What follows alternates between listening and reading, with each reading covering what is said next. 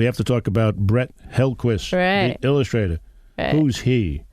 Brett is, the Lemony Snicket illustrator, and I was so lucky to get put together with him. He came to Hyde Park and visited all of the places in the book. So his illustrations, the 24 paintings that he did, they're actually acrylics for Chasing Vermeer, are all set in actual places. You can follow the book in real life through the neighborhood. Yeah, and then he also started a puzzle in the illustrations. He got inspired. So you got puzzles in the book, puzzles in the illustrations. Right. And That was his idea. puzzles in the publishing house. I mean, it's an incredibly puzzling book.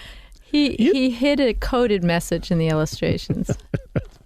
You have, I think, you show in this book a lot of sympathy, no empathy, I think, with the teacher, Miss Hussey. Some have suggested that there are recollections of your own life as a teacher in that school. I think Ms. Hussey and I have lots in common philosophically. I don't think I was quite that wild. Okay.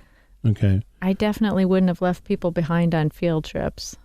One of the characters I didn't quite understand. Yeah. Although, I do understand him in one sense because he's part of one of the puzzles, is Tommy Segovia. I mean, he's like off stage. He's kind of a shadow character. Yeah. Yeah. I mean, there's nothing not in this book. It's incredible. The more I think about it, the more it has, a shadow character who actually at the end, when we don't go into what that is, plays a very, very important role. Yeah, I needed somebody who was kind of off stage to add sort of more dimension to the plot. And, when I was putting the book together, I read a lot of Agatha Christie's, not because I thought I could use her plots or her world, the sort of classic old-fashioned British mysteries, but because I felt I could learn from the way she turned her plot around. She has at least 2 twists in every novel. Yes. I think that was a help to me, reading some of the classic mystery people. Okay. Everything in this novel that you put together is done very, very carefully. All right. All the main characters have names which are spelled in 12 letters. Okay. And Petra Andale, you can count it out there, folks. Petra, Petraandalee, 12 letters. Petra is the main young woman character, and she's named after a mysterious place of buried secret, an ancient city in Jordan. This is lovely stuff. This is really, really nice. And Calder Pillay, right? He also has 12 characters in his name. Yes, he does. And I don't know. I wrote down here he's rather bookish, but is that true?